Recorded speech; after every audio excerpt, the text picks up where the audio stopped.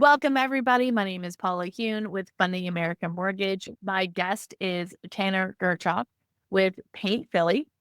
And we are going to talk about some wonderful ways that you can either spruce up your existing home using paint and the techniques that paint can offer. Whether you're buying a new home or you're trying to list a home to get top value, paint is like a magic weapon.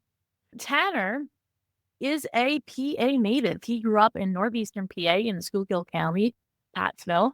If you know where that is, he is a lifelong Philly fan. He decided to study at Temple University, where he met Andrew. Now, Andrew is the owner of Paint Philly. And when they met, Tanner knew it was the right fit for him. And he loves his team, works well with them, and is proud to be helping home buyers and sellers get joy out of their home using the magic of paint. Paint really is magical. Tanner, you know, again, thank you for coming on. I really appreciate that. For a buyer looking to make a smart investment or struggling to find the right home that fits them, how can they use paint to visualize what a fresh coat of paint is going to do for the home? Absolutely. On the buyer side, that's a huge investment, and you're looking at tons of houses, and that's all they are at that point, right?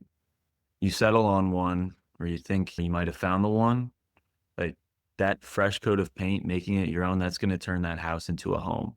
That's what we strive to do at Paint Philly for new homeowners.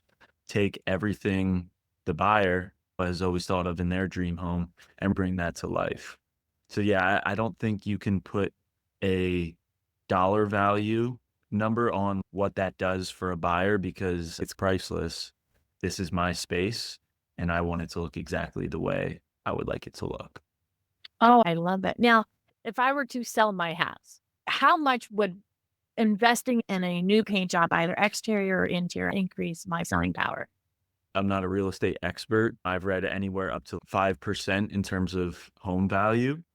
Little experience share. So there was a home that I was called out to by the seller. It had been on the market for a number of months. It was a beautiful home, fully renovated, really nice finishes, but it was just sitting on the market for a good bit. I think about 6, 8 months. Wow, that's a long time. I actually first saw the home on a reel just scrolling, and I pull up and I'm like, "Hold on, I've seen this house before." And I remember in the comments of the reel, like, "Beautiful home, exterior looks like it needs a refresh," or "Beautiful home, curb appeal just kind of lacking." When I met with the seller, that's kind of been their experience in trying to sell the home. Everybody loves it, but I think it's the exterior. So what we did was I gave her an estimate, I gave her a proposal, and this was in the winter. So what she did, since, obviously we haven't been able to paint it yet, she put the proposal on with the contract of the house. Okay. It- I think I was out there in December, and a couple weeks ago, she had called me and said, like, "Hey, we sold the home on stipulation to paint, so we're gonna transfer this contract." That And is that's what ingenious. Yeah, That is exactly. ingenious. What that is, if anyone watching this, if you're a realtor, that's a baller move. Yeah, That is a great move to get a stale home sold. That was amazing. yeah, You came and up with that, right? yeah, that was all me. I mean, So that's exterior, right? right. Interior, I think as far as appeal and everything, the clean finish is everything. You're gonna have people touring through it. You don't want them to walk into the home and see all the projects they're gonna have to take on because inevitably you're gonna take on projects when you buy a new home. That's Right. just homeownership. You wanna turn that house into your home. Mhm. Um, so as much as you can alleviate the feelings of, "Wow, I'm gonna have to do a lot with this home," for a potential buyer, I think that's only smart. Do you have any examples of the craziest home that you had to repaint, like the craziest color scheme? There's so many. I can't visualize one because I've seen some crazy ones, like a color-drenched DIY job of, like, all royal blue in one room Oh, and, the other room pink. Um not to say there's anything wrong with doing any of those things. Right. Yeah, It's That was how they turned that house into a home, right? right, And I had met with the new homeowners who are looking to reset it. In terms of colors coming to the market, if you can reset it to anything neutral, anything bright, really make the rooms feel bigger, feel like there's more light coming into them. Anything in that bright white or even an off-white contrast, that's really gonna help with potential buyers coming into the home and seeing like, "Oh, this is like, I can live with this." right. It's gonna be a quality paint, so through all those tours, somebody puts their fingers on the wall. It's not just that new build contractor's grade, like, the new buyer's like, "Wow, there's already fingerprints on my potential wall." Right, Um, right. yeah, and all that. I've seen DIY clean jobs on fingerprints and things that have only gotten worse. Those Mr. Clean, just they're great. They're awesome. Oh, I use them. I have Not used so them. great on, like, poor paint walls. It goes right to the drywall. Right. Ah, oh my goodness. That is some really good tips. Probably the best part is offering to quote rather than move forward. That's really cool. So why don't we talk about maintenance, right? Because paint does more than just visually make things appealing, right? Paint helps maintain your house. And I don't know if Right. many people know this. When we bought our first home, our home inspector, you know, caulk and paint, caulk and paint. That's all I feel like I remember him saying throughout the whole thing. Tell us why those things are important and how it can help maintain and make your home more efficient. You wanna protect the substrates as much as possible. And when Okay. I s What does substrate? Yeah, Sub substrate's essentially like, the surface.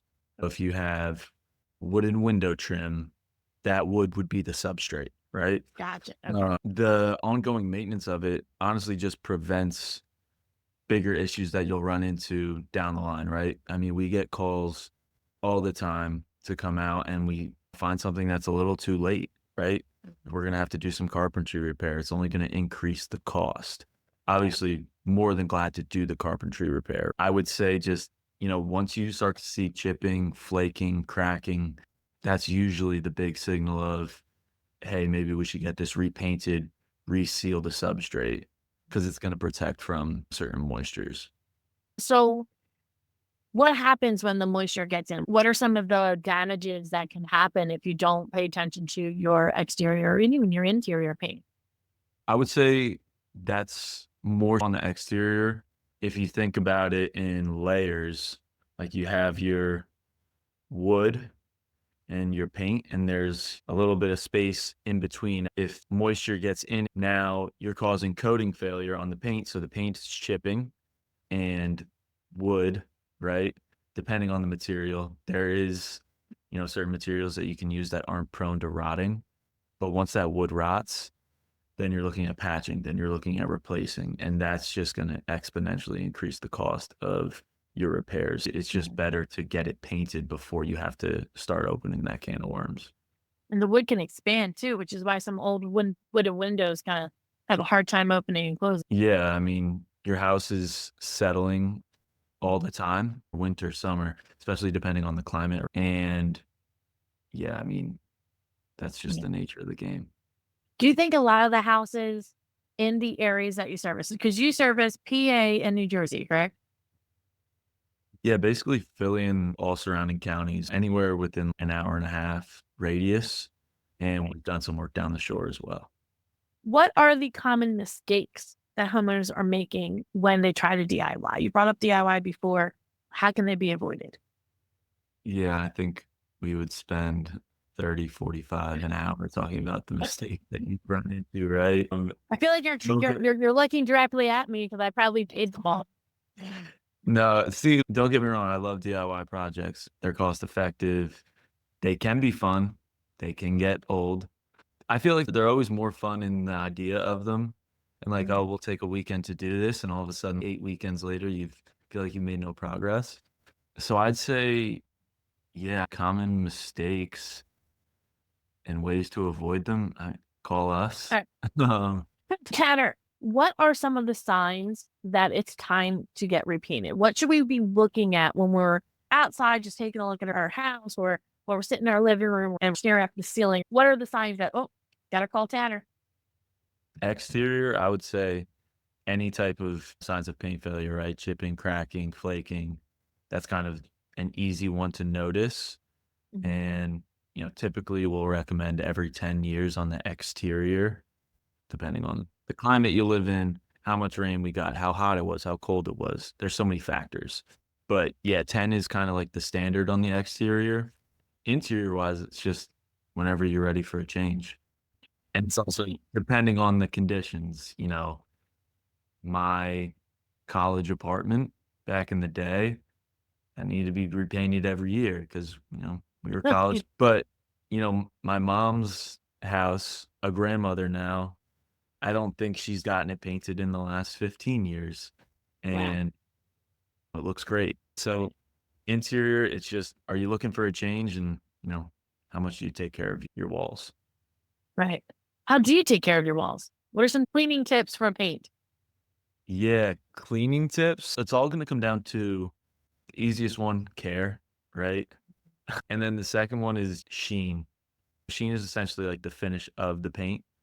Mhm. If you want something friendly, cleaning wise, wiping wise, sheen specifically, it's gonna be those eggshells.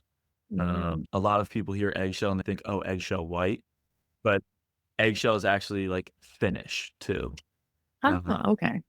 So that's gonna have a little bit of a gloss to it. Recommend it in bathrooms, kitchens if you don't have a backsplash, just because it almost adds a layer of protection on the Mhm. interior. A flat is aesthetically more pleasing than an Mhm. eggshell. Again, higher quality product. You're still gonna be able to clean it, not as easily, Okay. but what a flat is really good for is it'll help to hide the imperfections on maybe an older home. So, Gotcha. Okay. yeah, places where you might see seams, just like little imperfections in old walls, old plastic. Eggshell is really gonna highlight them. Flat is gonna help to hide them a little bit more. Mm. Nice. Very good.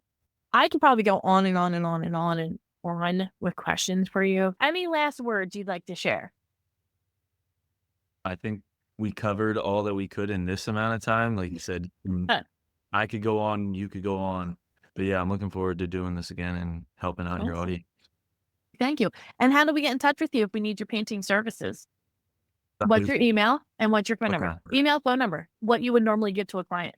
If you're looking to reach me, want to get a quote on anything, best to reach me at 570-294-6400, or you can email me directly at tanner@paintphilly.com. Be happy to help anybody out.